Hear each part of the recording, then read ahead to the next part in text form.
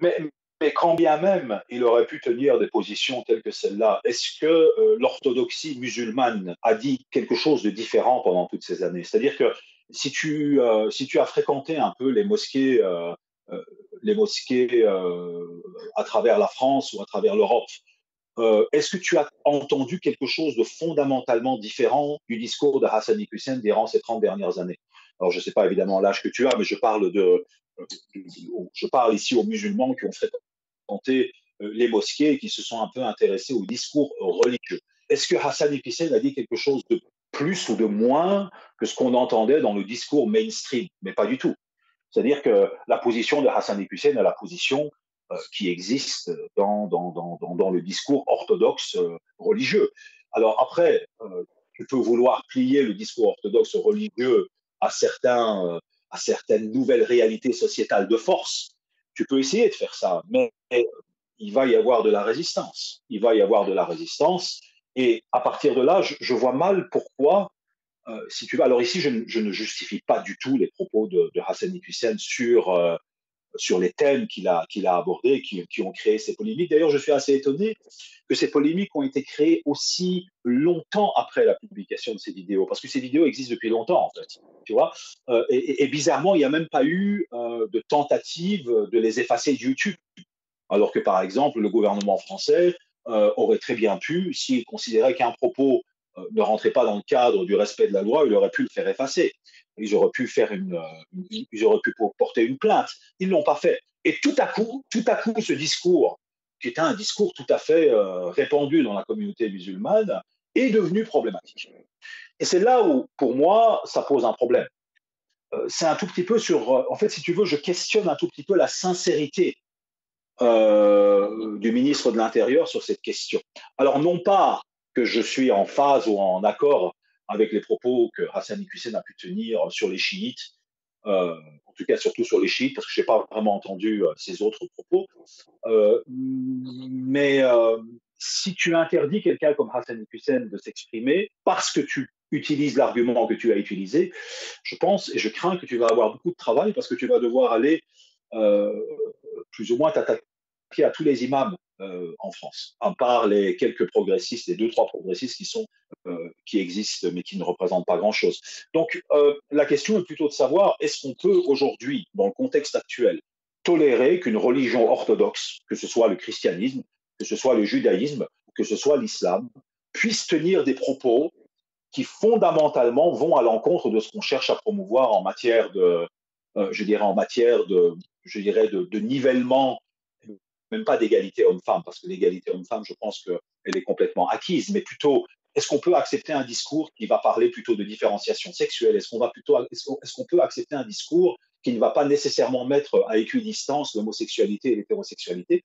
Et je pense que là, on devient de plus en plus intolérant vis-à-vis des différentes voix qui émanent, si tu veux, des grandes religions et qui ne sont pas nécessairement en phase avec tout ce qui se passe dans nos sociétés. Alors ici, encore une fois, je ne m'écarte pas du sujet. Je pense que Hassan Hussein est quelqu'un qui se place dans l'orthodoxie classique sunnite, comme tu le dis très bien, dans la continuation de gens comme Youssouf al-Qaradawi. Et personnellement, je ne suis pas du tout en phase avec toute une série de ses positions. Mais cela n'enlève en rien le fait que ces positions-là existent. Alors, si on doit commencer à s'attaquer à cela, encore une fois, ma crainte, c'est que ça puisse ouvrir une porte par rapport à tous les discours religieux qui aujourd'hui vont plus ou moins dans un sens de non-acceptation, par exemple, de la normalisation des droits des homosexuels. Et c'est pour ça qu'en fait, selon moi, à partir du moment où Hassan Hussein n'a pas enfreint la loi d'une manière explicite, je vois mal comment est-ce qu'on peut lui appliquer quelque chose sur base de propos qui ont été tenus il y a 15 ans ou 20 ans sur YouTube et qui n'ont jamais été dénoncés à cette époque-là.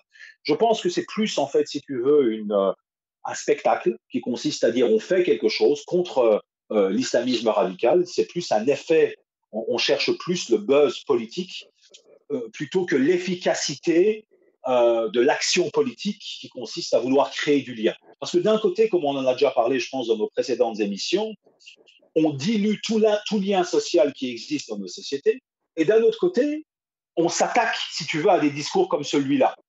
Donc, je vois mal au nom de quoi, d'un côté, on dilue, et d'un autre côté, on s'attaque à quelque chose qui est censé s'attaquer à quelque chose qui existe en termes de lien. Je ne sais pas si tu vois ce que je veux dire. C'est comme si tu... Voilà, voilà. En fait, pour que tu puisses t'attaquer à ce discours, tu dois partir du principe que ce discours s'oppose à un lien social existant qui est, par exemple, la définition d'une culture ou la définition du vivre ensemble, par exemple.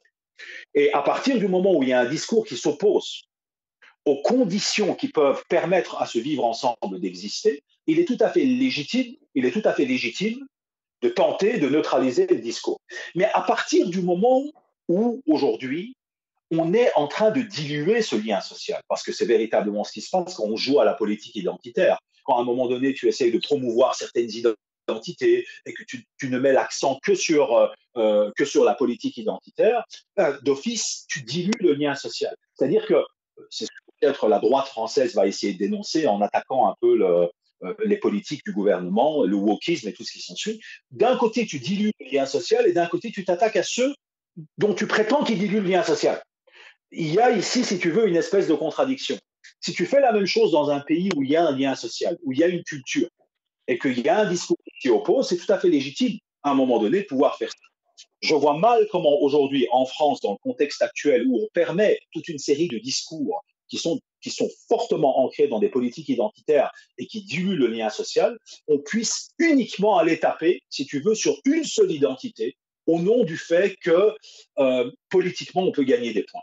Et c'est ça que moi je dénonce en fait. Ce n'est pas tant les propos du personnage, avec lequel je suis totalement d'accord. C'est plutôt la récupération politique de la lutte contre l'islamisme à des fins politiques et qu'on utilise quelqu'un comme Hassan Yulkizen comme un bouc émissaire. C'est ça qui pose problème. C'est pas tant le fait qu'on dénonce ce genre de discours, parce que personnellement, je dénonce ce genre de discours. Je suis pas en accord avec ce genre de discours, en tout cas sur le chiisme, par exemple, tu vois. Et donc, c'est plutôt l'hypocrisie derrière ce que le ministre de l'Intérieur tente de faire, qui est problématique selon moi, plutôt que l'idée même d'essayer de neutraliser des discours qui vont contre le vivre ensemble. Et ça, par contre, je pense qu'on est tout à fait d'accord, en tout cas, sur cette question.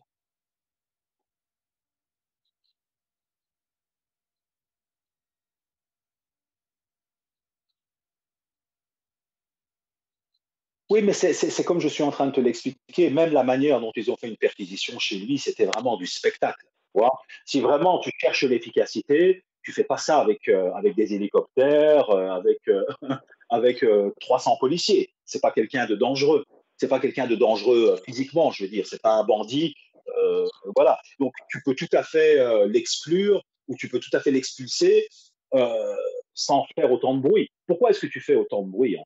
Ce n'est justement pour montrer que tu fais quelque chose. Tu me suis, tu vois. Et donc attention, parce que ce que je suis en train de dire ne doit surtout pas, je dirais, servir à déformer mes propos. Je ne suis pas du tout en phase avec le discours des frères musulmans par rapport au vivre ensemble. Je crois justement qu'il faut des conditions de vivre ensemble. Tu vois. Et je pense que des discours tels que celui de Hassan Iqiyoussen vont poser problème par rapport à certaines positions qu'il tient. Mais cela ne justifie pas le fait d'expulser cette personne au nom de cela. C'est ça que je suis en train de dire. Tu vois. Parce que si tu fais cela, alors tu dois être cohérent et tu vas devoir t'attaquer à tous les religieux conservateurs, pas seulement musulmans d'ailleurs. Tu vois, pas seulement musulmans d'ailleurs. Là, tu risques de tomber sur un autre problème. Donc, c'est surtout cette espèce de deux poids, deux mesures qui va me poser problème.